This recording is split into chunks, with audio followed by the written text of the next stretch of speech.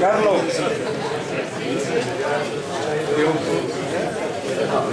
No te había conocido, perdón.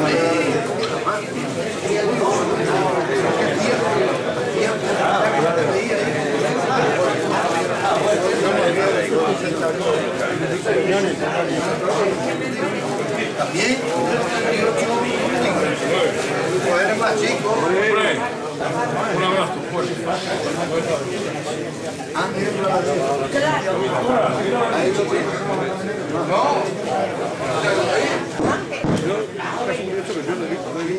Pero no me quedaba. Gregorio.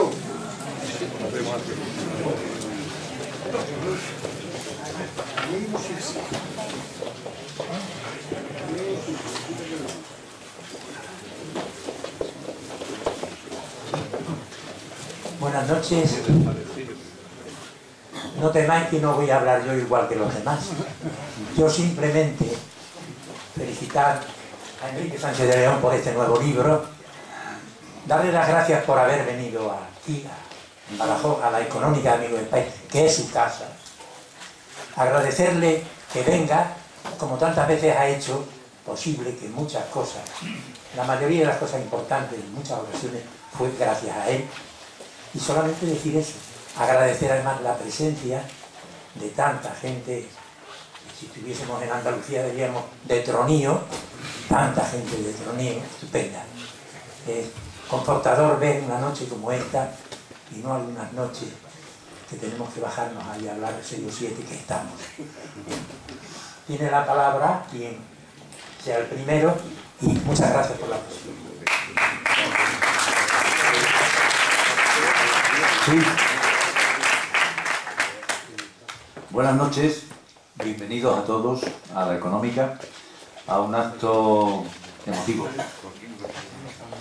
Les agradezco a todos su presencia y sobre todo agradezco a Enrique Sánchez de León la invitación que me hace para poder participar en la presentación de esta reedición de su libro, Pero no se dobla, o la biografía de Quico Cortés. Y así me ofrece la oportunidad de poder hablar sobre libros, mi pasión. Además, en esta casa precisamente, la Real Sociedad Económicas Amigos del País, donde tantas veces Enrique nos ha ilustrado. Personalmente, tengo en la memoria una conferencia sobre Zurbarán, que para mí fue antológica, en la antigua sede histórica de la calle Hernán Cortés. Y en esa misma sede, hace pocos meses, hemos visto cómo te emocionabas el día que rendimos homenaje a tu cuñado Joaquín. Toda una institución en esta casa. Como no se trata de hacer una presentación al uso, me voy a limitar a hacer breves consideraciones relacionadas con el continente del libro, con el libro objeto, dejando el contenido para mi compañero de mesa. Como tú bien sabes, a finales de los años 60 comenzamos los estudios universitarios en la recién inaugurada Facultad de Económicas en Málaga, única facultad de esta especialidad existente en aquellos tiempos. Los que procedíamos de Badajoz, y como siempre ocurre, cuando te desplazas y sales fuera de tu ciudad, hicimos una piña, naciendo una gran amistad entre nosotros. En ese pequeño grupo destacó tu hermano, Juan Luis, con el que compartimos estudios, tuna y milicia. Recuerdo que tú en aquellas fechas estabas en Málaga de inspector de trabajo. Más tarde, sin otras alternativas, marcharíamos a Madrid a buscarnos la vida. Allí, a continuación, con las mismas inquietudes que teníamos cuando estábamos en la época universitaria. Perdone. Esto le pasa a...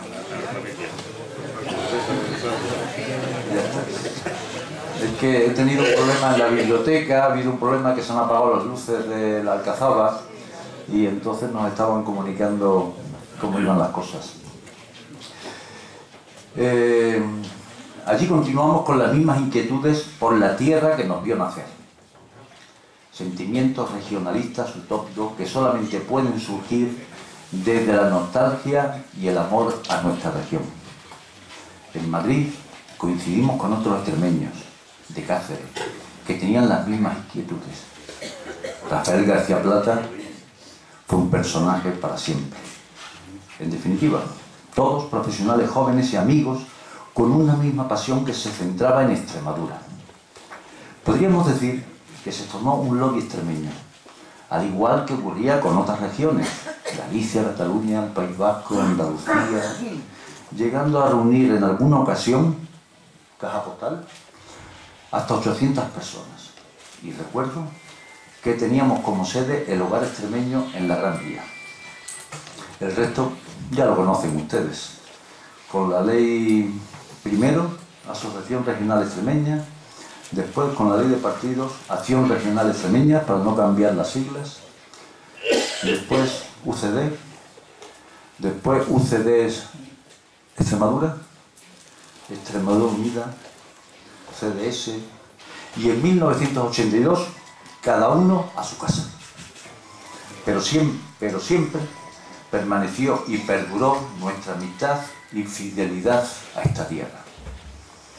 Así, años más tarde, entre otras iniciativas de tipo socioeconómico-cultural surgidas del mismo núcleo o grupo inicial en Madrid, se creó en 1988 la Asociación Cultural Beturia, nacida para publicar y apoyar todas aquellas iniciativas culturales y literarias dentro del mundo libresco extremeño.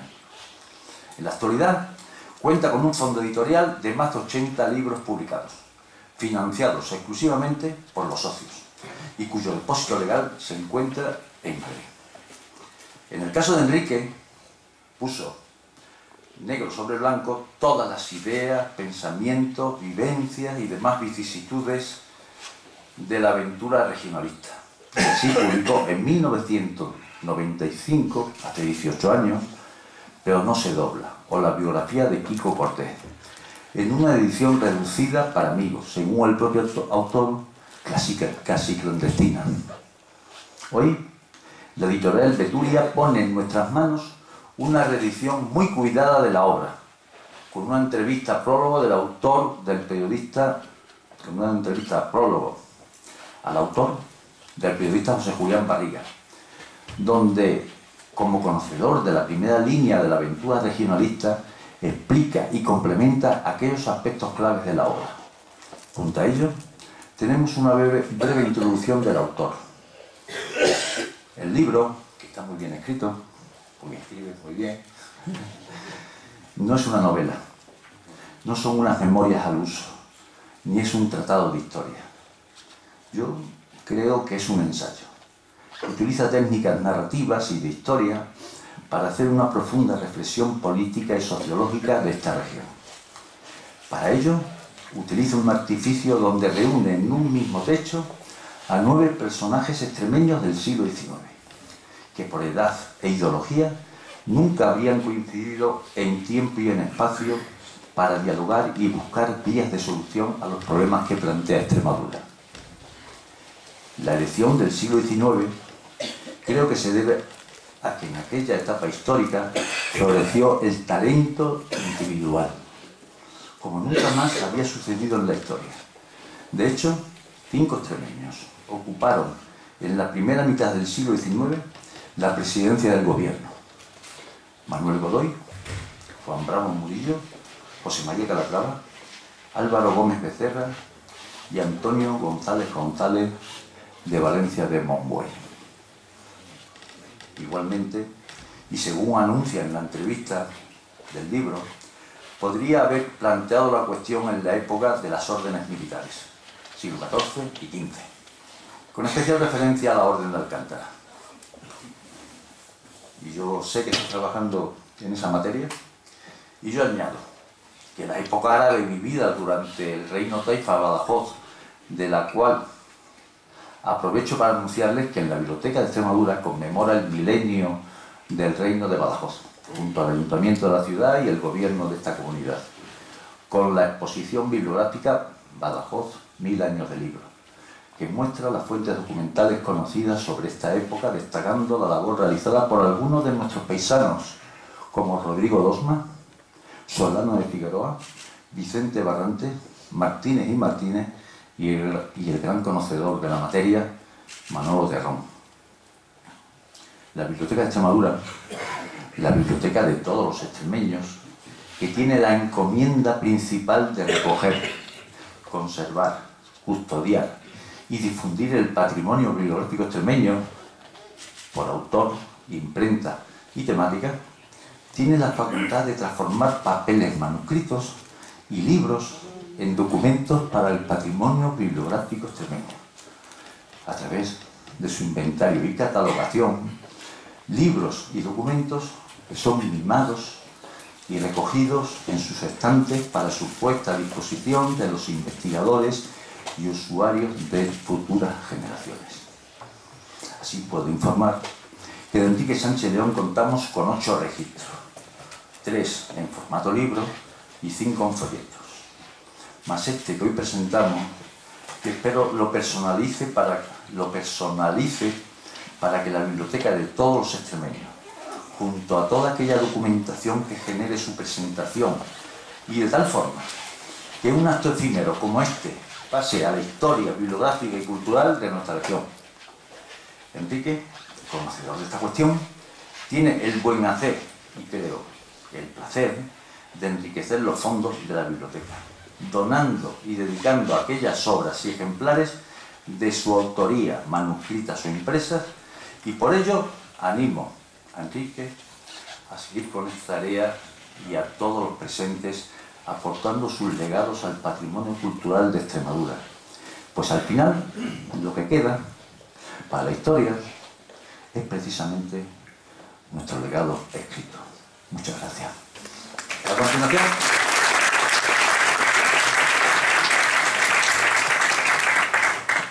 A continuación, nuestro común amigo Chano tiene la palabra. Buenas tardes, señoras, señores, amigos todos, querido Enrique. Quiero agradecerte muy sinceramente la deferencia que has tenido con nosotros de que compartamos esta mesa contigo. Una mesa que parece la UCD rediviva, los viejos guerreros en torno a su jefe. Eso me trae muchos recuerdos, algunos muy alegres, otros amargos, por lo que pudo ser y no fue. Cumplido nuestro tiempo de servicio público, que fue la transición, dejamos a Extremadura en el tren de la modernidad. Pero como tantas veces ha ocurrido en nuestra historia, el tren terminó descarrilando. Pero siguen vivos nuestros sentimientos, nuestra ilusión, que nunca nos ha abandonado, de hacer algo por Extremadura, por los extremeños. Aunque sea hacer un libro, como ha hecho Enrique, algo muy importante, como hace Alberto, como hace Feliciano, como hace Joaquín. Yo mismo me desahogo escribiendo. Un libro como el que has escrito, que todos los extremeños de buena fe tendrían que leer. Los demás que se abstengan. Aquellos que lo lean aprenderán de él muchas cosas de Extremadura, de nuestra tierra. Algunas buenas, muchas buenas, otras malas, pero tienen que saberlas también.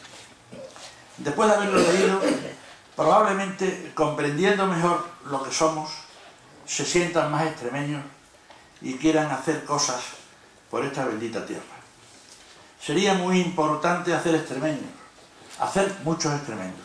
Yo creo que es lo que ha intentado precisamente Enrique Sánchez de León con este libro. Un libro que ha sido prácticamente clandestino hasta hoy. Enrique escribió este libro en el año 1995, pero es un libro que continúa plenamente vigente porque es un libro que trata del alma extremeña.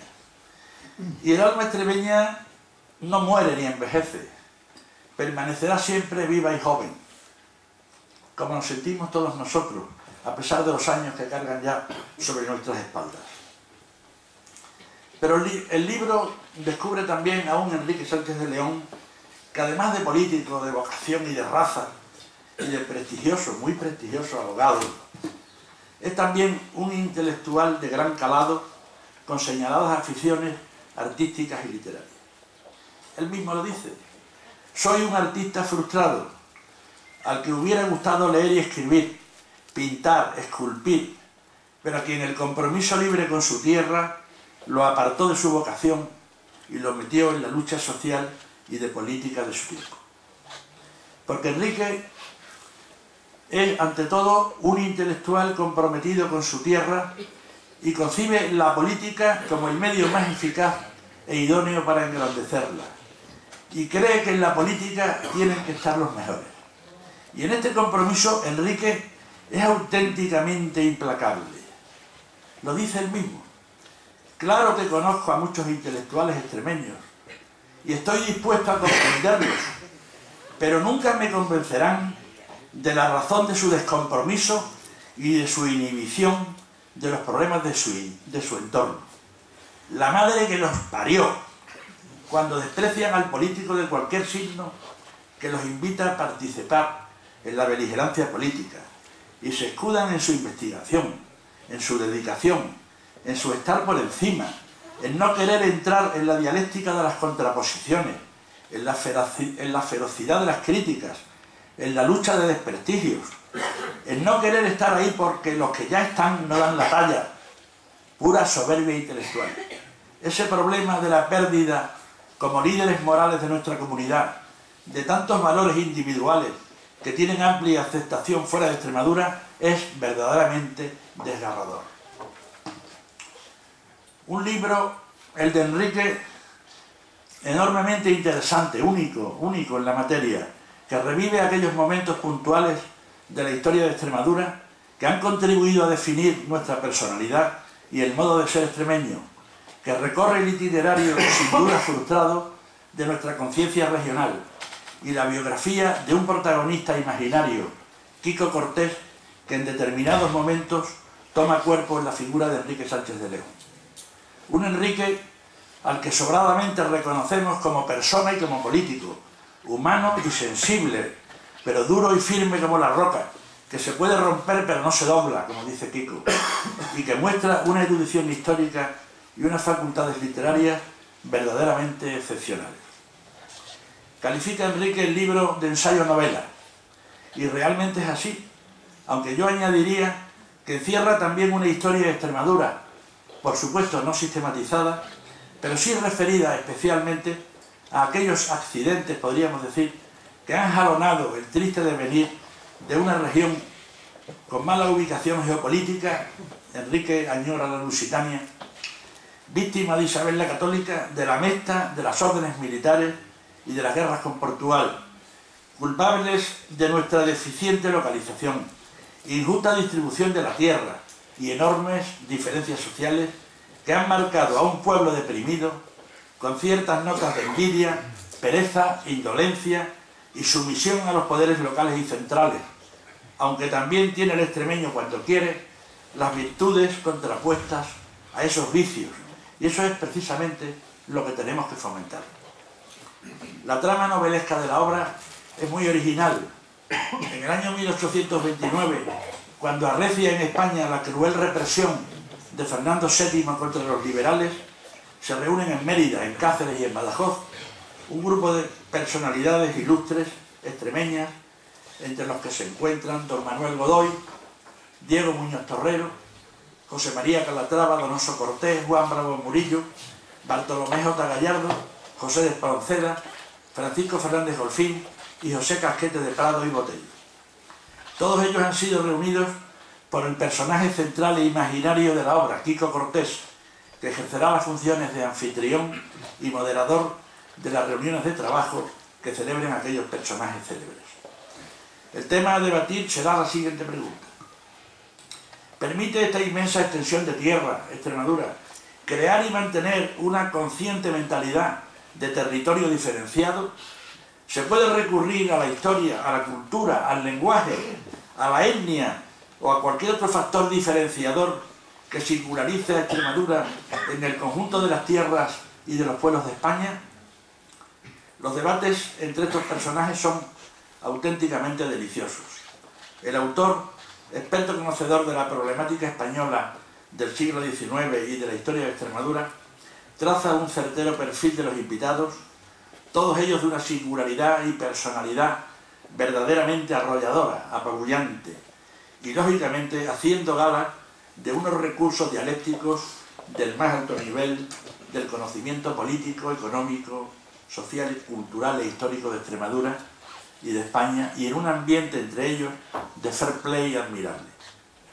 Pero este libro también, además de la importante erudición histórica que cierra, constituye un ensayo excepcional, único, sobre la personalidad, la mentalidad y el carácter extremeño, la conformación a través del tiempo de un sentimiento de identidad o pertenencia a una comunidad diferenciada del resto de las regiones españolas, y la expresión política que este hecho ha podido tener a lo largo de la historia de Extremadura, en un medio tan sumiso y acostumbrado a obedecer como es el nuestro, aunque en momentos de exasperación no falten estallidos revolucionarios y conturbaciones sociales, aunque por regla general estas últimas fueron motivadas por la confrontación ideológica que ocupa todo el siglo XIX y gran parte del XX, tanto en Extremadura como en España. Y naturalmente ese debate ideológico mediatiza, claro sumo, el intercambio que tiene lugar entre los ilustres invitados de Quico. Para Enrique Sánchez de León, el regionalismo está lejos de ser un producto de la razón pura. Para Enrique, el regionalismo obedece a los sentimientos, aunque los sentimientos no deben estar nunca exentos de racionalidad. El sentimiento identitario y racional deja de ser un sentimiento para adentrarse en el terreno de la patología, de la enfermedad, como la experiencia que hoy vive España pone claramente de manifiesto. Enrique es un romántico, lleva dentro una visión poética y mística, no mesiánica, de la vida, que a veces le hace destilar gotas de pesimismo y amargura, entre otras razones porque los extremeños nunca hemos podido ser optimistas. Ser optimista es un lujo desconocido en esta región. Por esta razón Enrique nunca se ha desconectado de su tierra y de su gente, teniéndose firme en la responsabilidad y el compromiso que siempre sintió por Extremadura, pero apartándose del estéril debate ideológico que impidió en el tiempo la expresión política de la conciencia regional extremeña en el plano reivindicativo que defendiera ante todos los intereses regionales. Por ello nos hallamos todavía en el furgón de cola del ferrocarril nacional, unas posiciones ideológicas utópicas, dogmáticas, que continúan lastrando la posibilidad de que los extremeños nos pongamos de acuerdo en un programa auténticamente nuestro, que nos haga ganar el futuro ahora que el pasado lo hemos perdido.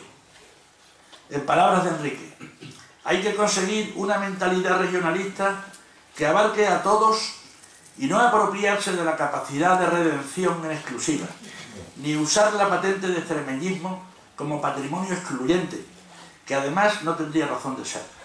Es un problema de escuela y de identificación de metas comunes, conociendo las dificultades de conseguirlas y los esfuerzos que hay que empeñar en ello. Poco a poco, porque nadie puede ser el Mesías que nos lleve a la tierra prometida. El libro termina con un discurso final del Quico liberal en su desesperanza ante el pelotón de fusilamiento realista, sobre los vicios y virtudes del pueblo extremeño. Un discurso realmente estremecedor, una bomba de efecto retardado que nos deja el autor, un discurso apocalíptico. El tiempo se acaba, la batalla final se acerca y habrá que elegir entre Cristo o el diablo. Pero Quico no se dobla. Moriré de golpe, nunca me arrastraré, dice. No nací para metas cortas o empresas pequeñas. No fue así. Corrí por todos sitios, fui a todos lados, escalé, bajé, siempre por un ideal a veces mal definido. Nunca más se volvió a saber de Quico. Y Enrique tiene que terminar su libro con unas bellas palabras poéticas y sugerentes que no me resisto a leeros. Cuenta la imaginación lugareña que el legado inequívoco de Quico anda errante y que esta es la reivindicación de Extremeña. A veces se la siente en el lastimero grito del pueblo indefenso, a veces, muy escasamente, orla el gesto de un político. Quizás se note en la genialidad de un artista, en el trazo amarillento de un pintor o en el verso mágico de un poeta. Aparece inequívoca, pero fugaz en un quejido rebelde, en alguna lágrima inexperta, tal vez en un palpitar acelerado por sabores, olores o ruidos propios, en una jota o un deje característico, casi nunca en la estadística o en la aproximación al guarismo, o en el trepidar de motores, ni siquiera en el humo, que no olió Quico. Entonces la gente sencilla, la que cree en leyendas, supone de buena fe que Quico pueda haberse reencarnado y enfurruña los ojos ilusionadamente. Muchas gracias.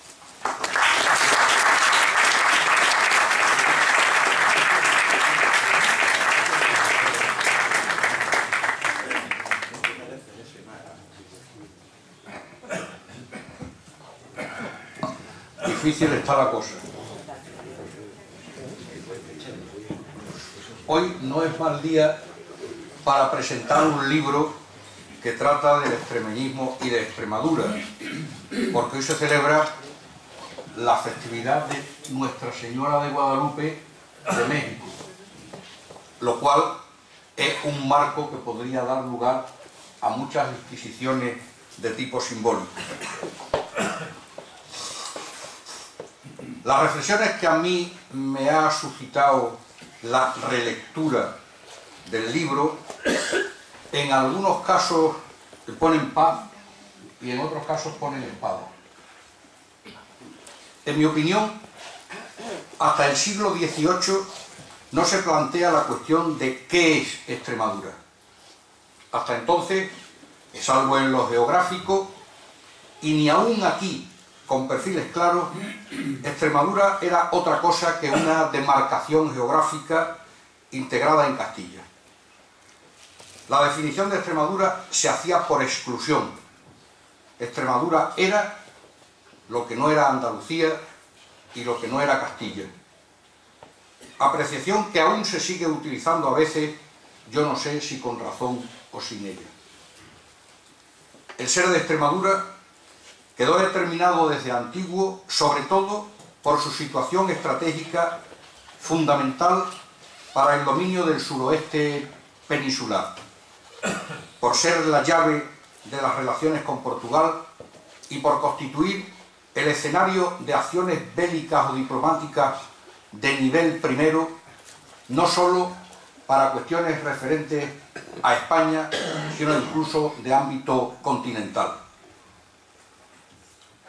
Solar de pujantes ciudades cuyos nombres por sí solos constituyen una sinfonía: Badajoz, Cáceres, Castillo, Trujillo, Plasencia, Jerez de los Caballeros, Alburquerque, Guadalupe, Medellín. La nómina es interminable. Asiento de grandes señoríos, emporio de todas las órdenes religiosas, sede de la Academia de Zalamea de la Serena, donde se dice que Nebrija escribió la primera gramática castellana, o las poderosas órdenes militares, o el Tribunal de la Inquisición de Llerena, cuna de personajes de primera fila en todos los órdenes, cada una de las cuales llenaría por sí sola toda una época de cualquier lugar. Extremadura, madre de una inacabable nómina de lugares, de figuras y de hechos extraordinarios. Tierra excelsa, pero en mi opinión, sin conciencia de su mismidad. Existen las partes, pero sin formar un todo realmente cuajado. De lo que resulta que, aunque Extremadura exista, no cabe decir todavía en su verdadero sentido lo mismo de un sentimiento generalizado y racional de extremeñidad. Extremadura, más que una realidad en sí, o una idea es un agregado de extremeños y de ideas concurrentes en ese sentido. Extremeños geniales, esforzados, tozudos, pero no concernidos por un único objetivo que sirva de cohesión al conjunto. Extremeños que a lo largo de la historia fundamentalmente se han movido al estímulo de otras referencias suprarregionales más amplias, como eran Dios, la patria y el rey. Las primeras aproximaciones a establecer un intento de reflexión respecto a la realidad de Extremadura son las que suscita la cuestión de la mesa, de la Mesta, la poderosa organización que desde la Edad Media señorea la región con grave menoscabo para sus intereses y que de algún modo constituye el catalizador único capaz de articular unas acciones de conjunto para enfrentarse a ella por parte de los extremeños. La unión de los propios ante el enemigo exterior. Sobre el rumbo apuntado en el siglo XVIII por los Pons y los Larruga, se ocupan de Extremadura sucesivamente los jovellanos y los campomanes, y desde el terruño los Muniaín, los Paíno, los Forner, los Martín de Garay y los Godoy, y luego los oceanistas, Muñoz Torrero, Gallardo, Calatrava, y más tarde Bravo Murillo, Donoso, Barrantes. En casa se redactan opúsculos y textos escolares y hasta catecismos de adoctrinamiento regional. Son los Falcato, los Barrantes, los Henaos Hernández, los Pimentel, los Romero Morera, los Tous, los Díaz y Pérez, algo después los López Prudencio, Duarte Insúa, Rosso de Luna, Vicente Paredes, Floriano Cumbreño, Sánchez Loro, Vicente Navarro del Castillo, Manzano Garía y una larga nómina. Mas pese a todo, el extremeñismo no acaba de cuajar, como sentimiento realmente arraigado y proyector de una unidad de ilusión en el empeño, más allá de algunas empresas, ya se ha comentado, de tipo superficial, cimentadas más en lo sentimental que en lo racional. Hay que esperar a las postrimerías del siglo XX para que el regionalismo comience a suscitar en otro plano el interés de los extremeños de iniciativas como aquella fecunda e inolvidable Extremadura Una, que promueve como pionero el periódico Hoy, o aquella también feliz iniciativa de Extremadura en la escuela, que propicia un grupo de maestros para tratar de calar en la ilusión de las almas más jóvenes. Sobre ese caldo de cultivo, posiblemente sobre otros, surge con potencia, ya se ha hablado también aquí, de aquel Ares inicial de las reuniones en ese sitio tan de renombres históricos como era Oropesa, a la que sigue iniciativa Extremadura Unida y posteriormente van siendo aprovechadas por distintos grupúsculos de ocasión que a partir de un determinado momento buscan más la rentabilidad política que otra cosa. Tras ese malogrado intento, ya se ha dicho cómo no acaba de cuajar aquella ilusión de la época de la transición. Digo que tras aquel malogrado intento no acaba de cuajar por completo la conciencia regional y vuelve a refugiarse en el terreno de lo intelectual, de lo emocional, de lo romántico, si queremos, de la mano, de la pluma, de los Pérez Marqués, de Castaño Hernández, de Sánchez González, de Pérez Marín, de García Pérez, de Marrollo, de Melón, de Martín Lobo, de Julio Cienfuegos, de Joaquín Suárez y de tantos otros. Y, según el rotundo verso Manuel Machadiano, Enrique Sánchez de León, que en materia de extremeñismo ha sido cocinero, fraile, analista, activista, cartógrafo, timonel, capitán, calafate, guionista, director, intérprete, tramoyista y cuanto cabe ser en el empeño ilusionado y tozudo de mover al regionalismo a un pueblo instalado en el escepticismo y la retranca desde tiempo inmemorial. Un Quijote más de los tantos enamorados de esa Extremadura dulcinea que al final solo es Aldonza Lorenzo.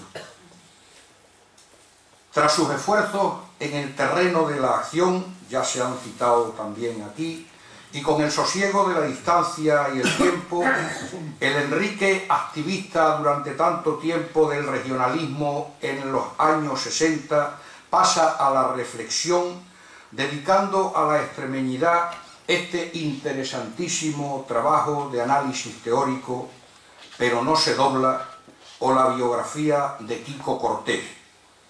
Trabajo de ucronía histórica, tan arriesgado como sugestivo, mitad ejercicio de análisis político lúcido y profundo, mitad, yo creo, divertimento intelectual, en el que, con planteamiento original del que, si buscamos, pudiéramos encontrar algunos antecedentes, Julio Cienfuegos hace hablar ya en una de sus obras nada menos que a don Alonso Suárez de Figueroa y al capitán Alonso de Contreras, pero en otro plano de planteamiento, sobre una salsa, la obra de Enrique, sobre una salsa sazonada con suculentos tropezones de trasuntos personales, de escepticismo, de mucha experiencia política, de gran lucidez intelectual, de ironía, de sarcasmo, también de retranca y de algún ingrediente más,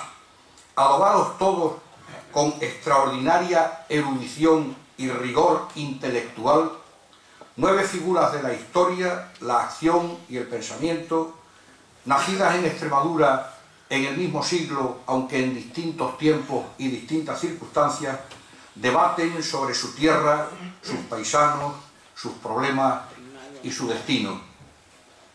La elección de los personajes, los apelativos que aplica a cada uno, las posiciones que les atribuye, sacadas de su propio pensamiento y de sus propias palabras, y la visión general a la que articula para hilvanar la dialéctica que sustenta el libro, traducen el subconsciente del maese Pérez que maneja los hilos tras el retablillo de las páginas. Muestra de ello es, la estamos viendo, la propia portada del libro, obra también de su mano, con la que Enrique, en lo que presenta, en cómo lo representa y en lo que elude presentar, ofrece ya la mejor sinopsis de lo que el interior de la obra encierra. Aparecido, ya se ha dicho también, en 1996, escrito un poco antes, como obra de elaboración casi artesanal y difusión reducida, el libro aparece de nuevo ahora como obra ortodoxa en el campo bibliográfico con el sello de Editorial Beturia, sin que estos 15 años, también se ha dicho ya, le hayan quitado un ápice de su oportunidad, de su lucidez y del peso que como análisis de lo regional representa.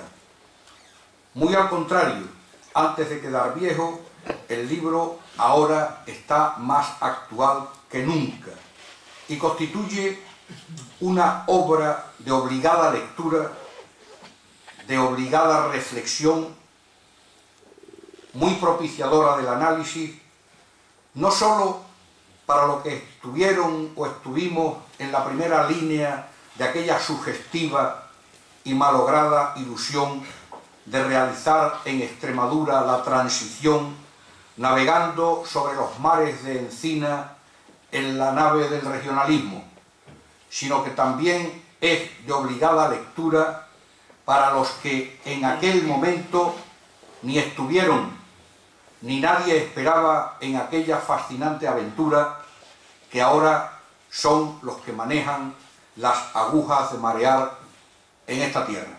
Nada, muchas gracias.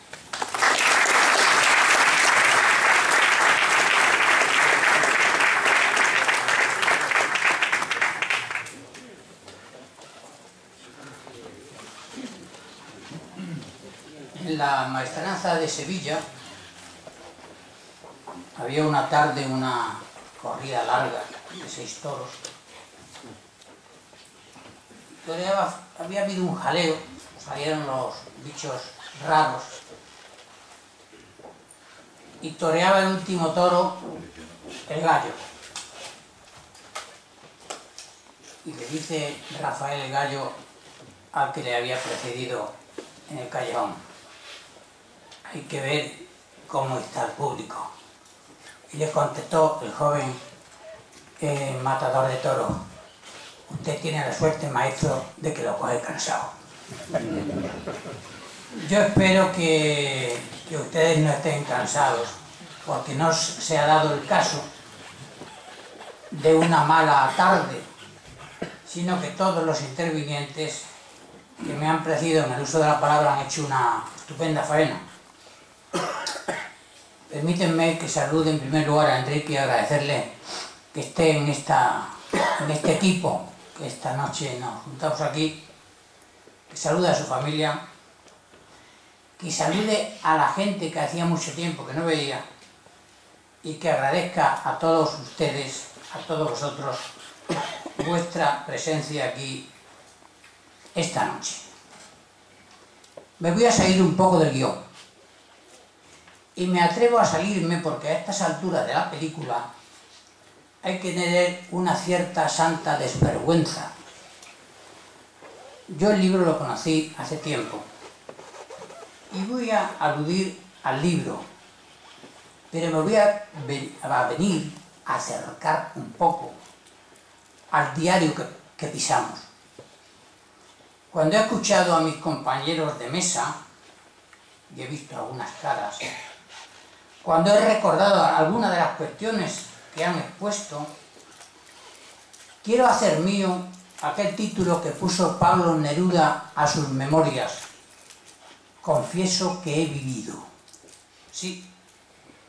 Y muchos de los que estamos aquí, si cerramos los ojos y nos sumiéramos en una meditación sobre nuestro discurrir social en los últimos 30 o 40 años, llenaríamos los panales perdidos de nuestra colmena de la mente con asuntos de aquellos días, de aquellas gentes, de aquellas horas. Porque, ¿qué sentido tiene la cita de esta noche? ¿Acaso estamos aquí para presentar un libro? Claro que sí. Pero hay veces en que el pretexto sucumbe ante el deseo, ante otros deseos, esos deseos punzantes que llevamos dentro.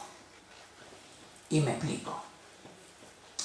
Porque esta obra es sin duda un recurso oportuno por su autor, que es un personaje de formas delicadas y que en vez de tirar los pies por alto, va y sale de su encierro modélico y como aquel hijo de Alcalá, soldado de la patria de Lepanto, que un día se halló encadenado en las mazmorras de Argel, y para librarse su intimidad de aquellas dolencias del presidio, va e inventa a Alonso Quijano y lo coloca en la infinita libertad de la Mancha para que camine.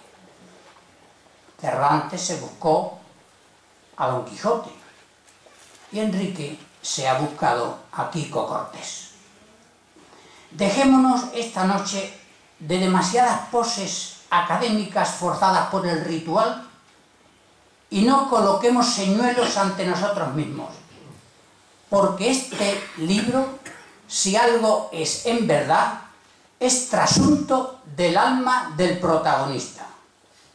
No es un trabajo de imaginación solo, sino una reconversión imaginativa debidamente domesticada en contra del olvido y a favor del mundo vivido.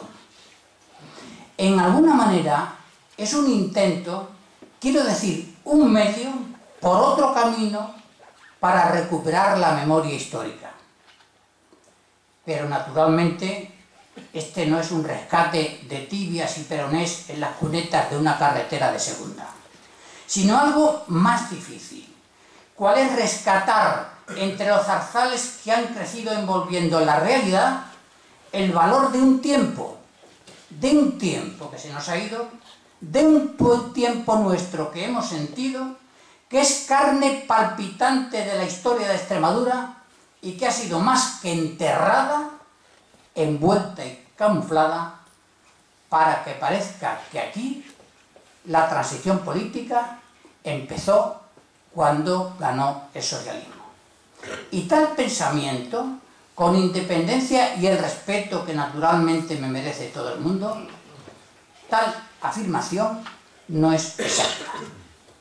Esparta era una ciudad griega bien fortificada, pero cuando algunos espartanos creyeron que no era posible seguir defendiendo lo imposible entre los muros de su ciudad, pensaron en poner aire nuevo, en airear la fortaleza con la presencia de quienes le rodeaban, y abrieron las puertas para que no fueran destruidas del todo las murallas del reino. Enrique estaba entre los espartanos. Aquellos eran gente, ya lo sabemos, bien disciplinada, que tenían como patrimonio su espada y su escudo, y eran capaces de morir por la causa. Los espartanos, como Enrique, tenían por todo patrimonio su cabeza y sus manos, y sus recuerdos de Campillo de Llerena. Y esos que desde dentro facilitaron el cambio han sido sepultados, enmarañadas sus figuras, ocultadas sus tesis, empolvados sus recuerdos, una y otra vez. Y como diríamos con palabras de San Pablo a Timoteo, con ocasión y sin ella. Enrique Sánchez de León, que hoy nos trae este libro, que es en sí mismo un debate teórico y enriquecedor, pero excesivamente cortesano por su estilo florentino, encierra malamente y peor llevada la cuestión regional. Ha habido no pocos debates desde aquellos años donde él inició con unos cuantos un camino complicado. Y de todos esos debates posteriores, en pocos ha sido llamado, en pocos de los que han escrito del asunto, ha sido citado a Enrique Sánchez de León. Por eso trae a esta palestra y a las librerías a alguien que comparte con él algunos argumentos. Trae a Quico Cortés, un intérprete atemporal que lo cruza con extremeños del siglo XIX, cuando lo suyo habría sido cruzarlo con extremeños del siglo XVIII. Por la sopesada razón, a mi juicio, de que el siglo XVIII fue el siglo de las reformas y el siglo XIX fue el siglo de las revoluciones. Y Enrique es sustancialmente un reformista. En el siglo XVIII se reafirma y sobresale la diosa razón sobre el taciturno pasado teológico. Se valora la naturaleza, creyendo bueno lo que no rompe el equilibrio natural, porque eso se cree que es el progreso. Es el XVIII épocas de revisionismo histórico. Lo que sucede es que a Enrique le molan más una serie de personajes del siglo XIX. Y eso hay que comprenderlo. Pero el XIX es un siglo de vértigo, de truenos, donde es verdad que hay pensadores, pero hay dificultades de entendimiento. Bien lo sabe Quico Cortés. En el XIX hubo 130 gobiernos, 9 constituciones, 3 destronamientos, 5 guerras civiles, decenas de regímenes provisionales, muchas revoluciones, censadas más de 2000. No nos referimos a motines o alteraciones del orden, Eso era diario, si no mucho más. El próximo experimento o libro del reformista Enrique, que es lo que sustancialmente es como pensador, ha de meterse en el XVIII, que es el siglo de las reformas. Sea como fuere su libro, que es un gran libro, es una aportación incitadora a pensar, a pensarnos, a sabernos, a entender nuestro tiempo. Pero su autor ha estado fuera del debate intelectual en las últimas décadas. Y yo me pregunto, ¿por qué? ¿Por qué esta imaginación tan forzada de un hombre como él, testigo de una época? ¿Por qué se han echado paletadas tras paletadas para sepultar la verdad, para que no se alumbre el papel de ciertos protagonistas, contemporáneos nuestros, cercanos, gente nuestra en cualquier caso, que hicieron posible la transición que empezó antes de que se proclamara la Constitución del 78 y antes de la mayoría del socialismo del 82? No quiero llevar mi reflexión a lo institucional, sino al discurrir personal del autor del libro, sin cuyo periplo el libro es inexplicable. Preguntaba yo por qué a Enrique se le ha marginado de los círculos influyentes más importantes de Extremadura durante tanto tiempo. Hace unos meses, en esta misma casa, presenté un escrito para que la Real Sociedad Económica de Amigos del País, que preside don Francisco Pedraja, elevara al Gobierno de Extremadura para que tomara en consideración el contenido de mi propuesta, que consistía en elevar al Gobierno de Extremadura la petición de la medalla de la comunidad para quien nos convoca aquí esta noche. Con gran diligencia se hizo el trámite, siguiendo mi iniciativa, y el resultado ha sido el silencio administrativo y la no concesión del galardón.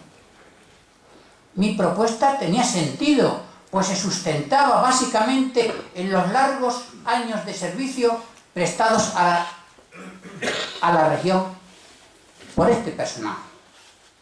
Pero además porque me parecía un grave agravio comparativo que a estas alturas de nuestras vidas, donde ya no nos van a dar ningún cargo, ni nos van a hacer ministros, ni cosas parecidas, a estas alturas de la película se haya posibilitado ya que tengan la medalla Luis Ramallo, Manuel Bermejo, Juan Carlos Rodríguez Ibarra, Alberto Liar, Alberto Ruiz Gallardón, y se haya negado a este paisano de Campillo, que salió de su casa con lo opuesto, con una beca como otros nosotros, que teníamos que sostenerla a base de notables para que nos la prorrogaran. Galardón cerrajero, que por otro lado ya tiene otra mucha gente, como la señora Caballé por cobrar en el Teatro Romano de Mérida, o la cómica Florinda Chico, e incluso lo tienen los chipirones en su tinta de Casa Ascona y el requinto a la pimienta de Atrio. Pero, ¿qué le has hecho tú, Enrique, a esta gente? ¿Acaso tu trayectoria es menos valiosa que una receta de cocina? Los otros, durante un cuarto de siglo, han gobernado Extremadura y no te han olvidado. No te han olvidado. Por eso no te la han dado. Los unos gobiernan Extremadura y tampoco te han olvidado. Por eso te la han negado. Pero Kiko Cortés, ¿qué le has hecho? ¿Puedo hacer la pregunta al revés? ¿Qué han hecho otros para merecer esa atención? Te voy a contestar. Estando Pío Cabanilla de ministro de Cultura y de director general el actual ministro de Asuntos Exteriores, José Manuel García Margallo, entró una tarde, a última hora de la tarde, en el despacho del ministro, muy preocupado el entonces director general, con un asunto delicado. y le planteó a Pío una alternativa para saber lo que tenía que hacer, para no equivocarse, porque si se equivocaba, seguro que sería cesado el director general Margallo. Pío, gallego y con escamas, le espetó: no hagas nada, por no hacer nada nunca han echado a nadie.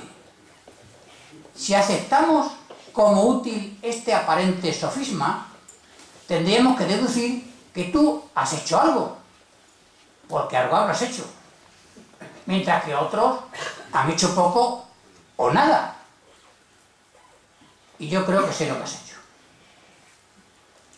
Acabas tu vida política y tras un breve plazo de oxigenación en la administración de empresa, rápidamente te vas a tu trabajo particular.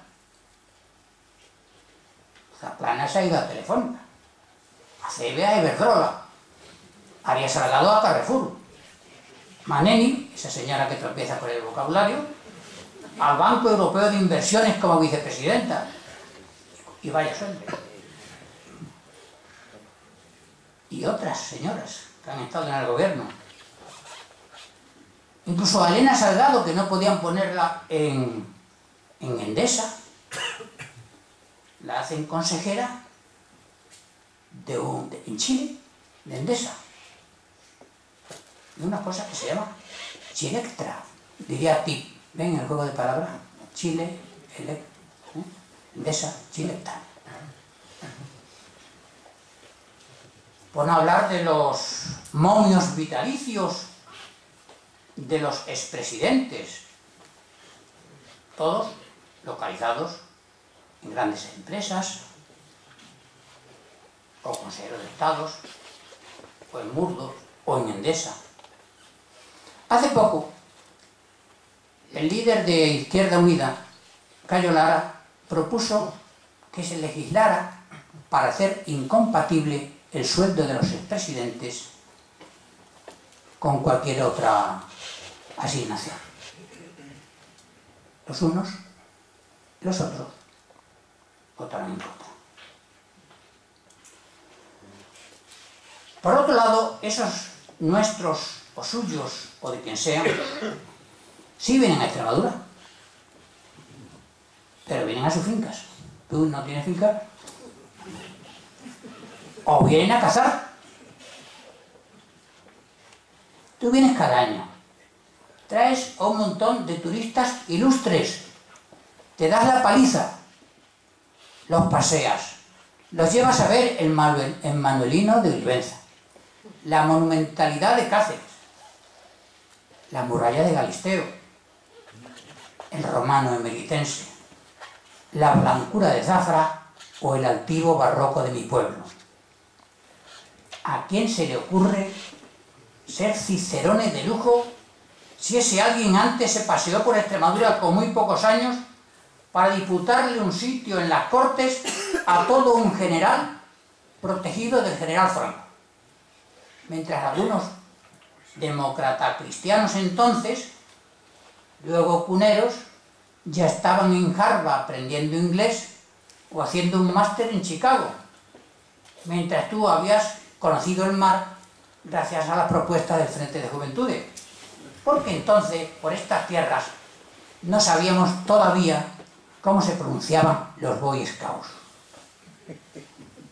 Tú, Cicerone, que les predicas las virtudes de esta tierra y forzosamente te olvidas ante los VIP turistas de Gregorio de Salas cuando nos ponía en nuestro sitio hablando de la desunión de los extremeños. ¿Cómo quieres que te quieran si encima de ser currante, publicista, agente de turismo en Extremadura, dedicado a tu tierra siempre, pateando los caminos tantas veces, conociendo a la gente por sus nombres, si encima de todo eso escribe libros? Yo creo que piensan que eres un provocador, un político raro, porque tus libros dicen cosas y sugieren más. Dices En Extremadura es inconcebible un panteón de hombres ilustres,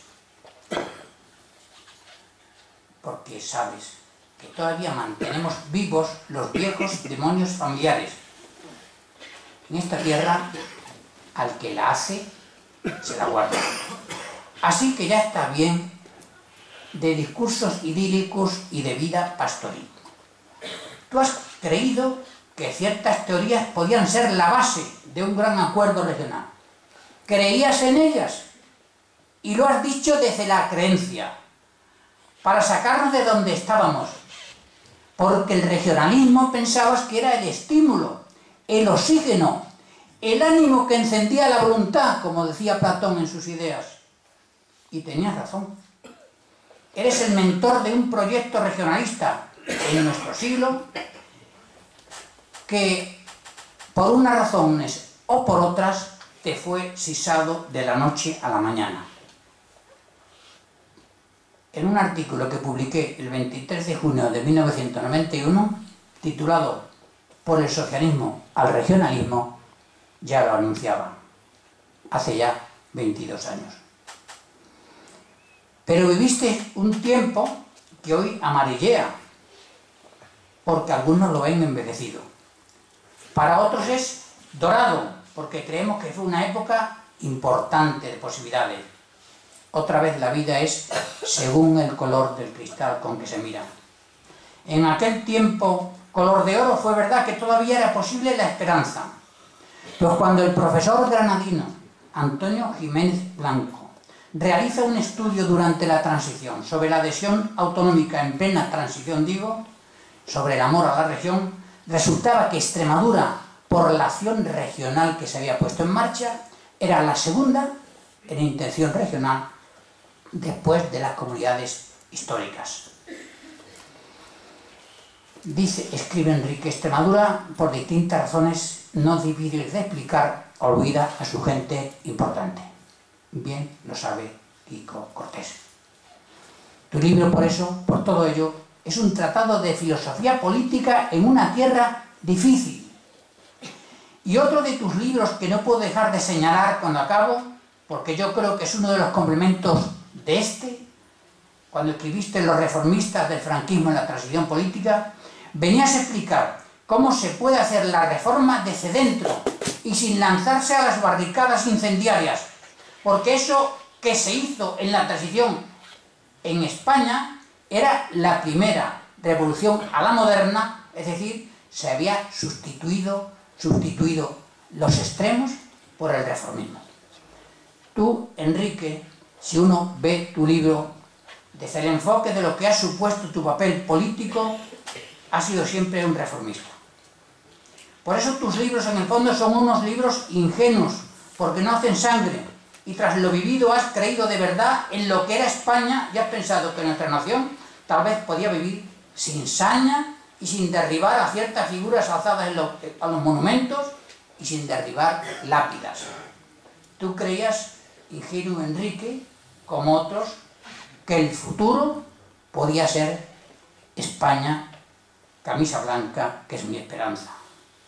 Frente al motín con corbata y olvidante, y si esta tierra conserva siempre, tras las llamadas nacionalistas históricas, esa fuerza, es porque existió ADES, el partido que fundaste. La mayoría de la gente, la mayoría de la gente de esta tierra cree que al franquismo le sucedió el socialismo. ¿Qué te crees tú eso? Ha salido así porque se ha querido ignorar un tiempo. Pero mientras hay vida, hay posibilidad de hacer eso que se llama memoria, que nos viene servida de diversas maneras según el cocinero que la alinea. Memorias de un sesentón, las llamó mesonero romano. Confieso que he vivido, Neruda. Casi unas memorias, decía Dionisio Ridruejo, el gran poeta. Mis amigos muertos, la tituló Juan Ignacio Luca de Tena. La arboleda perdida, la nombró Alberti. Yo creo que ha llegado la hora, más que como deleite intelectual, como deber moral, que escribas tus memorias. Sin permiso alguno de Quico Cortés, pasando de él, que dirían ahora. Tú, directamente, y has de buscarle un título que refleje la vida densa que llevaste en una época importantísima de nuestra historia reciente, con independencia de otros resultados.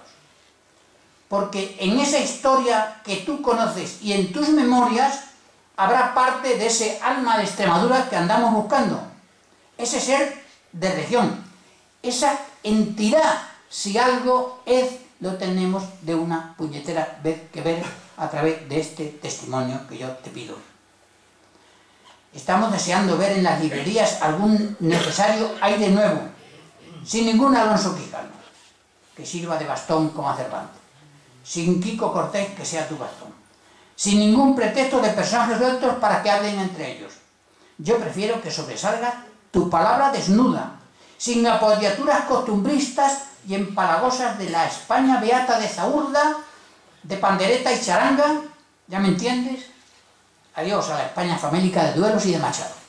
Hace falta un lenguaje nuevo que enseñe el alma desnuda de lo que somos, pero eso sí, con alguna propuesta que llevarse al corazón y a la mente, y que configure un nuevo proyecto regional para este siglo XXI, por si alguien quiere coger la bandera. Has de hacerlo frente a los discursos manidos, huecos y monocordes de diseño del responsable del partido, que se repite y que conocemos. Y termino. Quiero leer en las librerías, queremos leer la obra que titularás como quiera. Yo he puesto un título. Sí, como Kipling. Sí, yo fui testigo de lo que pasó, por Enrique Sánchez de León. Tal vez su lectura haga reconciliar a los incrédulos sobre el pasado que no han vivido y a otros con el que saben que vivieron. Si esa clarificación es la base de una propuesta que no veo en los proyectos gubernamentales hoy, si es en verdad un proyecto de región de verdad, aunque sea sobre el papel y aunque sea solo de filosofía política porque no puede llevarse adelante, si eso lo llegamos a plantear, al menos, querido Enrique, señoras y señores, al menos otra vez será posible la esperanza. Muchas gracias.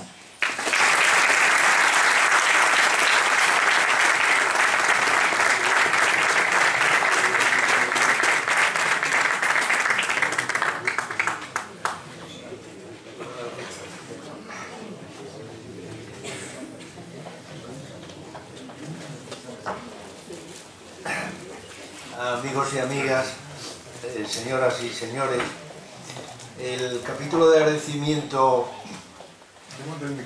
obvio en estos casos no podría eludirlo de ninguna de las maneras, pero antes de ejercitarlo, por lo menos intentarlo literalmente, estaba rememorando ahora mismo un episodio en Televisión Española donde Francisco Umbral iba a presentar un libro y alrededor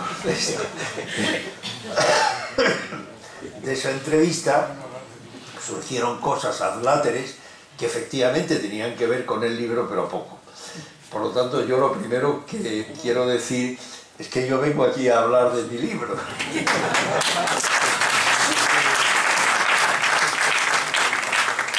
Pero lo que es evidente es que el desbordamiento de estos amigos míos de toda la vida pues ha hecho imposible un planteamiento objetivo de la cuestión. Coño, es que me pedís demasiado, Feliciano. Me pedís demasiado. Y yo creo que uno tiene que dar aquello que puede dar serenamente y ciertamente en cada momento. ¿Sabes por qué no escribo mis memorias? Que las tengo escritas, pero que dudo que se publiquen alguna vez. Porque la sinceridad molesta mucho, molesta extraordinariamente.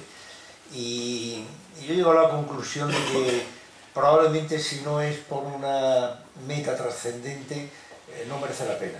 Yo sé que esto es una ingenuidad, una demostración de romanticismo y que así no se va por la vida, pero os diré cosas de Kiko. Por ejemplo, claro, ayer en Cáceres tenía una presentación similar donde había un nivel intelectual en la mesa bastante acusado, no tanto como el de esta, a cuyo lado me siento un poquito enano, dada la trayectoria de todos y cada uno de mis amigos, pero sobre la marcha yo tomaba las cosas, nota de las cosas que me dijeron, ¿no? El libro es un quejío dolorido, el libro es una provocación intelectual, el libro es una demostración de erudición regional, el libro es literatura histórica, el libro es una pulsión crítica y lacerada de Extremadura, el libro está subyugado por el personaje autor y cosas parecidas, Bueno, yo os cuento un poco qué es el libro. Para eso hemos venido esta noche y mi emoción, que además sabéis que yo soy un sentimental, pero vamos a hablar del sentimentalismo, de lo romántico y de lo utópico. Y permitidme alguna personalización. Yo soy un impenitente romántico, naturalmente, pero no soy nada utópico, nada. Yo soy un pragmático. Y en la política he ido por la vía de la consecución de cosas concretas y de hechos exactos. Y en vez de abanderarme en vanidades y propósitos utópicos, etcétera, que sí lo tenía, he ido muchas veces a lo concreto, cosa en la que me diferencio especialmente de Kiko. Kiko sí es un utópico, pero yo yo sí soy un romántico, un sensiblero, estoy llorando como podéis apreciar, pero hay que enfocar las cosas sobre todo en la dimensión de lo posible, creo yo, y lo he hecho en toda mi vida, no en la dimensión de lo utópico. Os hago una confesión, que ayer hacía en Cáceres y yo creo que es oportuna. Este libro, que se escribe hace 15, 16 años y que no tiene más intención que la que os voy a contar ahora mismo, surge de un complejo de inferioridad por mi parte y de una no resignación a un propósito que probablemente ha desbordado los contenidos de mis posibilidades y la de mis amigos y la de toda una generación y la de toda una idea de regionalismo. ¿Cómo yo personalmente y todos los que estamos en esta mesa nos atrevemos con un proyecto regionalista muy intenso, muy importante, muy sentido, sin saber Extremadura?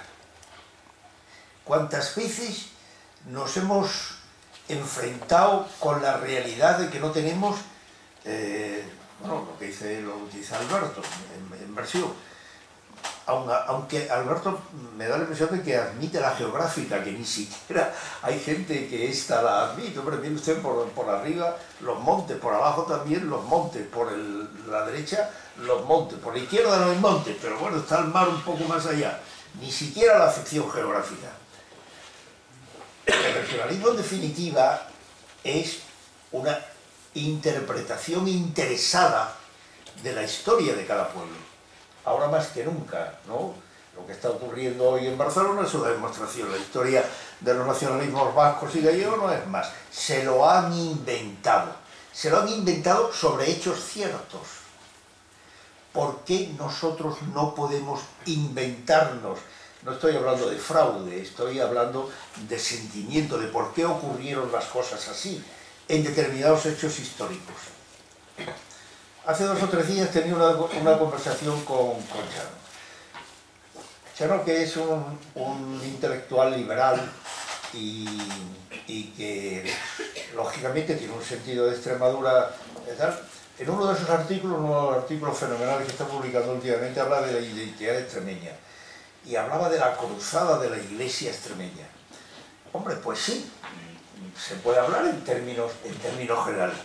Coño, pero la Iglesia extremeña, no la Iglesia extremeña, otras iglesias, la del Arzobispado de Santiago, junto a las órdenes militares, etcétera, etcétera, cometen el mayor expolio que se puede dar en la historia eclesiástica de Extremadura.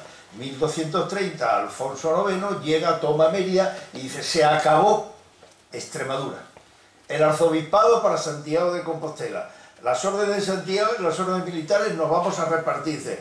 ¿Cómo? ¿Que una catedral aquí para que se aglutine todo el espíritu godo pervivente, que era muy escaso ya en aquel momento, etcétera, etcétera, fuera? Y lo que podría ser la capital de Extremadura, en términos generales, en términos de interpretación, Mérida se convierte en un pueblo más que, perdón por los emeritenses, jamás resucitó. Bueno, pues es una interpretación, es una interpretación. Yo creo que usted echa la culpa a la Iglesia Católica de que efectivamente Extremadura no aglutine un sentido religioso que, bueno, ni culpo ni no culpo, describo desde mis intereses. Se ha hecho referencia a Isabel la Católica. Bueno, el papel de los reyes católicos con respecto a Extremadura es tremendamente discutible. No lo vamos a discutir aquí. Pero claro, lograr la disciplina de unos condes rebeldes con algunas justificaciones, etcétera, desmochando sus palacetes, no parece ser históricamente el mejor posible. Bueno, podemos interpretarlo. Cuando fundábamos Ares y cuando decíamos, bueno, un regionalismo, ¿de qué tipo? Muchos de nosotros venía de una interpretación que rechazaba el sentimentalismo, es decir, el España, quiero a España porque no nos gusta, es la descripción de una realidad, no hacer gráfica una meta, no se puede construir un regionalismo sobre sentimientos exclusivamente. Es que yo cuando oigo una jota extremeña me emociono más que nadie, es que yo quiero a mi pueblo más que nadie, es que a mí el queso de la Serena me gusta más que nadie. Hay por ahí una niña que de vez en cuando tiene que darle algunas... Dale de vez en cuando y a tu gusto, porque son exclusivamente las figuras de los 9 personajes del libro. Bueno, quiero decirte que hemos tenido siempre un sentimiento de construir algo sentimental, algo de justicia, un regionalismo reivindicativo, comparativo, de términos odiosos, y no era eso en absoluto lo que queríamos. Y había una deficiencia tremenda que yo en mi foro interno iba acumulando. ¿Y cómo interpretamos la historia? Y la España musulmana de la que se ha hecho referencia aquí, ¿qué tuvo que ver? Y los godos es verdad que han desaparecido totalmente. Podemos defender históricamente, yo estoy dispuesto a defender la razón étnica de Extremadura, Es decir, he logrado una síntesis de tal manera que cuando queráis hablamos de si efectivamente los primitivos celtas de aquí, junto a betones y beturios y túrdulos, pudieron efectivamente configurar una esencia hasta sanguínea.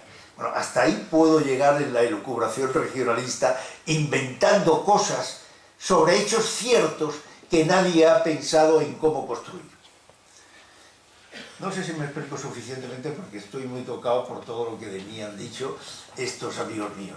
Pero esa creación de regionalismo como palanca impulsora, y efectivamente, Alberto, toda la nómina de gente que tú dices, y unos más y otros menos, como es lógico, han ido por la vía más sentimental, menos constructiva, menos doctrinal, menos de futuro. Pero ¿cómo no voy a defender que el reino Aftásida es una defensa ante la antigüedad de una pretensión territorial, monárquica, política, etcétera, etcétera. ¿Cómo no voy a acordar de Lusitaria? ¿Cómo no voy a acordar del convento godo? ¿Cómo no me voy a acordar de todos los hechos que pueden significar una estructura? Y dicen los intelectuales, muchos intelectuales, tú eres un utópico, tú no tienes sentido de la realidad, tú estás inventando en el sentido peyorativo. ¿Esto qué es? ¿Una posición romántica? ¿Es una utopía? ¿Es un proyecto? Había que concebirlo como proyecto. Y en mis horas de desesperación y cuando tenía que llegar porque había que apagar un fuego en Granja de Torrehermosa, o porque la gente de Plasencia decía que se iban de UCD, o porque no hacíamos las cosas bien, pues esa tarea quedaba absolutamente inconclusa. Pero llega otro momento, cada uno es producto de sus circunstancias. Me queda el intento, no histórico, porque yo no soy historiador, no puedo compararme pues, con ninguno de los que están aquí, el ensayo lo he practicado, pero eso de un libro que diga, y hay una cita en los anales toledanos, página tal de edición de no sé cuánto, y a pie de página responde con el número 3, pues tampoco es mi estilo. Es decir, ¿qué ha sucedido entonces? Que ha habido una acumulación de pensamiento, en cuya consideración me surgió un personaje imaginario, naturalmente Kiko Cortés, como ya habéis oído, no existe, se lo inventa el autor, y yo tengo el proyecto, antes que las memorias, me quedan muchísimos años para la memoria, de manera que la dejaremos cuando me importe menos molestar. Es que en las memorias mías hay la descripción de una circunstancia que son la leche. Es que a mí me ha tocado vivir cosas verdaderamente estresantes y tener criterio de actitudes de altísimo nivel, que me producen a mí personalmente una crítica que no me gustaría poner en evidencia mientras vivimos los personajes, ¿no? Y entonces, mi propósito en estos momentos es que Kiko, que me lo inventé, porque esa confluencia de personajes, todos estos que estáis viendo en pantalla en estos momentos, es una eclosión de individualidades y de talento verdaderamente aprovechable. Yo no sé cómo no se le ha ocurrido antes la idea, ¿no? Y situar al Kiko en distintos tiempos, es decir, yo no voy a escribir una historia del 19 ni del 18, es apasionante lo del 18, efectivamente, pero sí voy a escribir, y estoy escribiendo, y el segundo confío en poderoslo avanzar pues, a lo largo del año que viene, si Dios quiere, Kikos de distintos tiempos. A mí el Kiko Cortés, el personaje nacionalista, el que se ocupa de qué está pasando en esta tierra, en sus gentes, en las instituciones, etcétera, etcétera, del siglo XIV y XV, en el nacimiento de las nacionalidades, me apasiona, Naturalmente que eso supone un background de conocimientos tremendos, pero como yo no tengo reparo en decir que lo que sé se lo debo a otro, ahí veo a Fernando Cortés, del que fusilé su historia del ejército de una manera clara, porque lo confieso en el libro, todo esto me lo ha enseñado Fernando Cortés, pues, aprovecho como es lógico todo lo que me han enseñado los libros y lo que no me han enseñado me lo invento. De manera que ese siglo. Y si tengo tiempo, Dios me da salud y mis posibilidades de trabajo me lo permiten, pues yo haré Kikos de distintas épocas. El del 14, el del nacimiento de las nacionalidades, es verdaderamente impresionante. Ahí se describe, o yo pretendo, un Kiko desesperado porque nadie le hace caso, como casi en ningún tiempo, ¿no? Pero verdaderamente interesante. Este libro apareció entonces, por instancia yo le hablé de ello a un personaje extremeño importantes. Ese que merece la medalla de Extremadura, Rafa García Plata, personaje más entrañable, un cacereño verdaderamente enamorado de la tierra, y en un momento determinado le di el manuscrito. Tú tienes que publicarlo, no sé, tienes que publicarlo porque no sé qué, no sé cuánto. Y entonces hizo una edición, no sé si de 150 o de 200 ejemplares, algo por el estilo, que los repartimos entre los amigos y estaba por ahí. Y en un momento determinado ha caído en manos de los Veturios, de esta asociación de editores. Y alguno de ellos se entusiasmó, porque esto es un descubrimiento, pero este libro... Entonces se lo enseñaron a otros, los otros dijeron lo mismo, y yo dije, pues a lo mejor es que es lo que dicen que es, que no, yo no me lo creo, ¿no? Y así ha surgido esta edición, ¿no?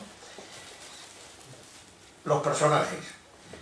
Hay una cosa en todo este libro que resume, y no sé si lo habéis explicado, sí, pero enfatizado no sé si suficientemente, que es la siguiente.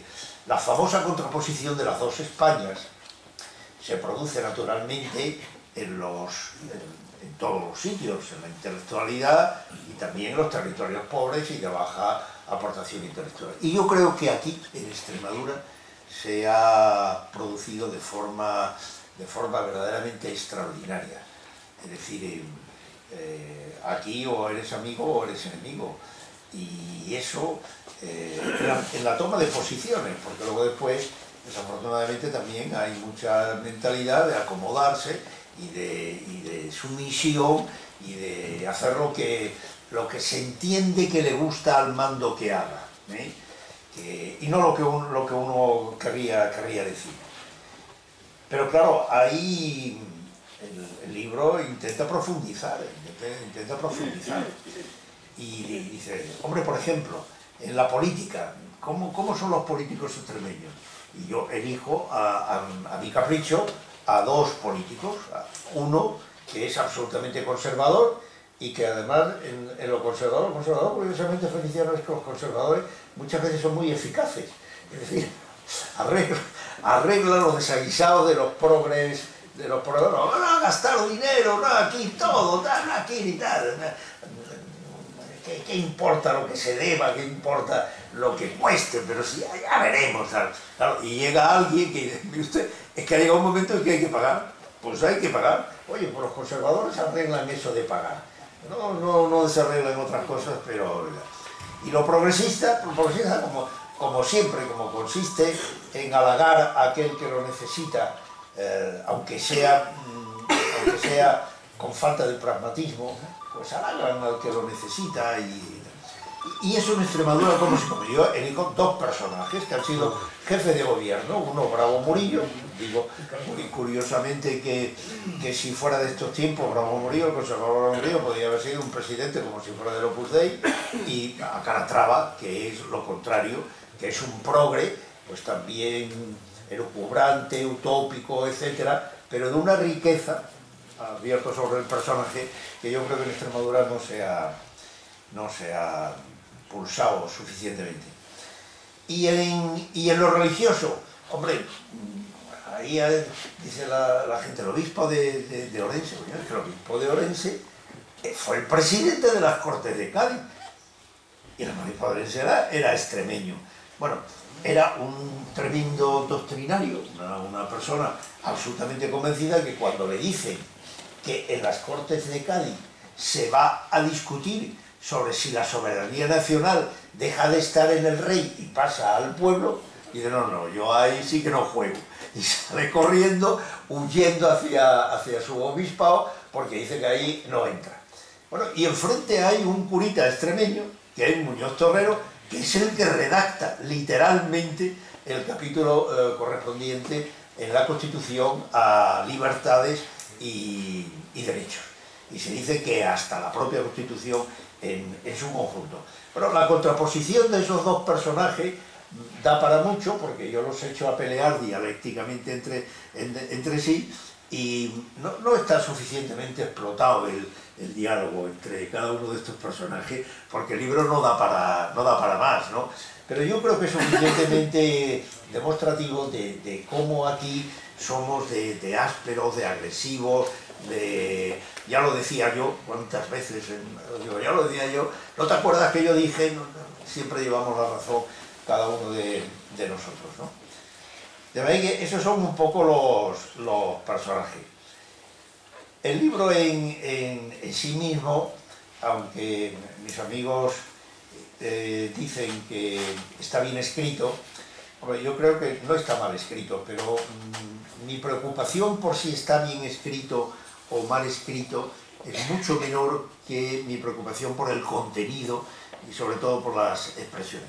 Este libro, como no estaba hecho para publicarse, estaba escrito una gran parte en castuvo, de manera que cuando nosotros decimos son las 8, pues no estamos diciendo son las 8, y yo quería que sonase a las 8, y claro, pues eso, hacerlo gráfico, pues es muy difícil, y salía pues una H intercalada, una coma. Cuando estábamos apocopando los participios pasivos, pues se enlazaba con el otro, y total, que me decía, mira, macho, esto no hay quien lo entienda, a lo mejor la gente de tu tierra pues lo entiende, pero la gente de mi tierra tampoco. Y creo que con buen criterio lo que hemos hecho ha sido quitar ese atrevimiento y darle prosa normal y corriente, ¿no? ¿Qué más os puedo decir del libro? Hombre, yo sí creo en el fondo que he ejercido vanidosamente una pretensión de llenar huecos. Es decir, claro, en nuestra época, Chiqui, tú manejas ahora una biblioteca donde encuentras lo que quieras, pero en nuestra época, oye, la biblioteca Bartolomé José Gallardo y nada más, ¿no? Había otra cosa, la de esta casa, que tiene grandes carencias en periodos concretos, pero que la de esta casa, y nada más. Es decir, nosotros somos unas personas autodidactas. Tú porque tienes un pueblo muy histórico, Feliciano, y ahí se encuentra todo, o casi todo, pero somos autodidactas. Y a mí no me ha enseñado nadie las cosas que yo digo en este libro, las he leído y las he estudiado yo, cosa que en estos momentos no puede hacer. Bueno, ahí hay un hueco de interpretación, no ya de interpretación histórica, sino de historia. Y hay mucho mío personalmente, naturalmente. Yo, bien lo sabe Dios, no he pretendido identificarme con Pico. Lo que ocurre es que te sale el ramalazo. Chano dice, coño, ¿qué te parece? En el último capítulo te pareces a él pues como un huevo a otro. Bueno, pues es verdad. Pero yo no soy Kiko, no, por el trato, como es muy amigo mío, pues exactamente se me ha pegado y tal, pero es un personaje abstracto que puede valer para cualquier época. De manera que eso es lo que hay. Hombre, yo en estos momentos, ayer, verdaderamente hoy me he sentido absolutamente importante. Hacía muchísimo tiempo que no me sentía tan importante como me he sentido en esta mesa, porque ser halagado por amigos y de esa manera, realmente estoy contento. Hasta tal punto que digo, joder, he escrito un libro trascendente, sería necesario ponerlo como libro de pedagogía en los institutos, ¿no? Como libro de texto. Pero sí es verdad que vanidosamente puedo pensar que puede contribuir a que nos miremos un poquito el ombligo. Dicen los traumatólogos y los ortopedas que mirarse el ombligo es una posición saludable. Bueno, pues yo creo que es saludable mirarse el ombligo extremeño. Y efectivamente hay muchos pensamientos, hasta hay algunas frases que pueden, hay aquí en la sala alguna persona, Angelito, que confiesa que cuando él habla en público me copia y dice frases que dice el libro. Él conocía la versión adversaria del mismo. Porque creo que hay cosas aprovechables, entre otras cosas porque la experiencia que yo he vivido pues es una experiencia que da mucho juego si uno no es demasiado torpe. De manera que el libro puede ser útil. No es un libro fácil, ¿no? Hay mucha gente que me dice, hoy me he leído 2 páginas, hoy he logrado leerme un capítulo, hoy no sé qué, no sé cuándo, porque es un libro denso de contenido, le falta trama y le falta picardía. Por ejemplo, el Kiko que estoy escribiendo del 14 y 15, que es un monje, un fraile de la Orden de Santiago, no veáis la peripecia donde le meto. Ya en el primer capítulo, él, que es monje, aunque está casado, esa es una de las historias que quiero contar un poco de las órdenes de Alcántara, está liado con una judía, mujer de un judío de Llerena. Y no veáis el juego de morbosidad, de morbo que eso proporciona. Bueno, esas pequeñas picardías del libro hecho para ser grato, aquí no las encontráis, no las encontráis. Hay también cosas extrañas, ¿no? Por ejemplo, mi hermana chica me riñe permanentemente porque dice, ¿cómo te inventas que la madre de Kiko había leído los libros de historia? Ahí no sabía nadie los libros. Hombre, pero algunas licencias hay que conceder, ¿no? La madre de Kiko es una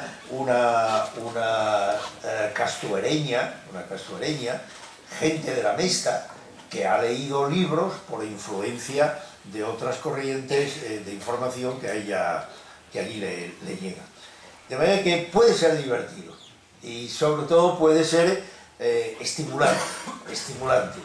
Yo me conformaría con aportar hombre, eso que dice la gente religiosa de verdad, cuando dice, hombre, yo con convertir a uno habría cumplido mi misión en la vida, ¿no? Dicen los sacerdotes. Oye, yo con convertir al regionalismo a uno me habría dado por supuesto. Y yo creo que el empeño ese que surge aquí de incitar tareas regionalistas, tanto en el orden político como en el orden cultural, en el orden de la reivindicación, etcétera, etcétera, hay que mantenerlo, cada uno en su estilo y cada uno en su formulación. Y voy a terminar, Feliciano. Hombre, dices, a ti no se te reconoce, pues yo creo que es el mejor reconocimiento. Y tú lo has explicado muy bien, me tengo que leer eso porque te lo has currado bien, ¿eh? Hay mucho mensaje en tu texto. Hombre, lo que no se tolera bien en una sociedad que no vive la democracia de verdad, y cuando digo de verdad estoy hablando sobre todo en el respeto, es la disidencia o la disidencia tampoco es la actitud crítica, ¿no? Sobre todo si en un momento determinado has tenido relevancia, y es que es muy fácil eliminar a una persona, no es necesario que te descubran los robos que hiciste en tu época, ni las desafecciones amorosas que has vivido, ni nada de esas miserias que salen. Basta con silenciarte. Y efectivamente, hay una cosa muy curiosa, y vosotros, hombre, en la transición, en años decisivos en esta tierra, decisivos, importantísimos, probablemente el quinquenio más importante de la historia de Extremadura en los 2 últimos siglos, sea el quinquenio que va desde el 77 al 82, donde los que estábamos aquí éramos responsables de muchas cosas. Y yo personalmente bueno, esa época aquí ha desaparecido como que cuando durante todos estos años se celebran se celebran actos de la transición, a mí que me parece, digo, a lo mejor cometo inmodestia, ¿no? Pero algo tuve que ver con ello, algo tuve que ver. No se necesita. Ayer he visto en la Universidad de Extremadura, en la Facultad de Historia, de Filosofía, en la Facultad de Filosofía, en la sección de Historia, donde presenté este libro, unos carteles que anunciaban y decían la transición extremeña. Y allí aparecía Juan Carlos Rodríguez Ibarra y 5 nombres más característicos de la izquierda. No había ni siquiera nadie del PSOE. Eso no es honesto. No es honesto. A no ser que después haya otro seminario donde diga el Partido Popular, encabezado por don Luis Ramallo, por don no sé quién, tal, y 5 más del Partido Popular. Y luego haya otra que diga, pues por la OCDE, por el señor Sánchez de León, que fue el presidente, no sé qué, y 5 más, porque si no, no es honesto. No es honesto. Y bueno, ya en plan de confidencia, estamos entre amigos, ni siquiera vosotros sois un público y aquí hay un estrado. Yo tengo algún tema muy personal. Yo soy inspector de trabajo y seguridad social.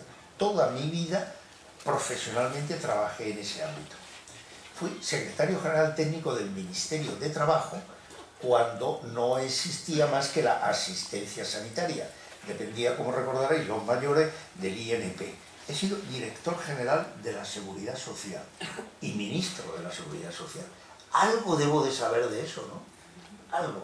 Como muy burro soy, o los que me nombraron lo eran, o algo debo de saber eso. A mí se me ha llamado alguna vez para hablar del problema de salud en Extremadura. ¿Recordáis alguna vez? Una sola vez que diga, hombre, mira a ver qué te parece que estamos asistiendo más a los centros de atención primaria que a los hospitales. ¿A ti qué te parecen las especialidades que hay en los hospitales? ¿Qué te parece la proporción de médicos con respecto a tal y cual en Extremadura? Jamás. Jamás.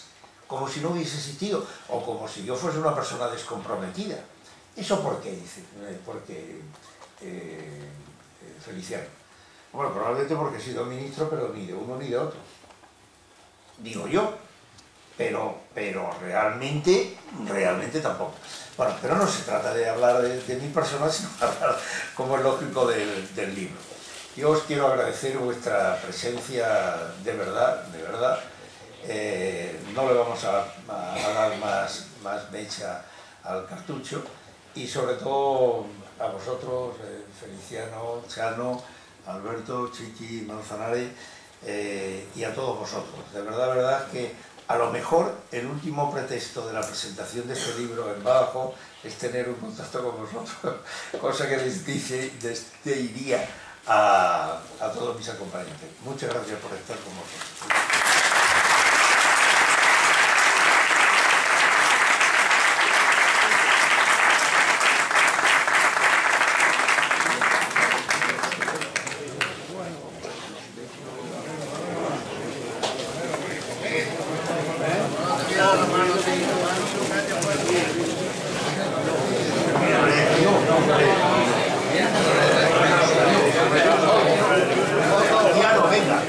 Que si no...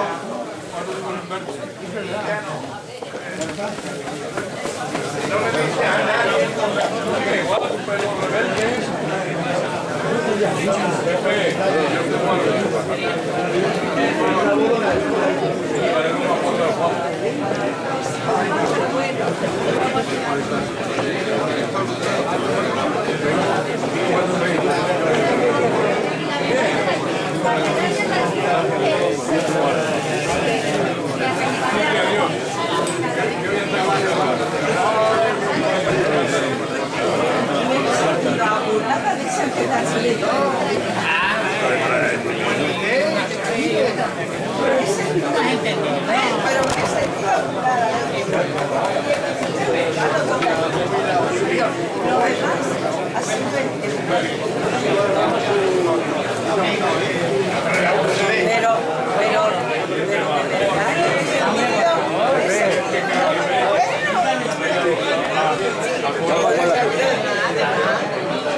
con toda la razón.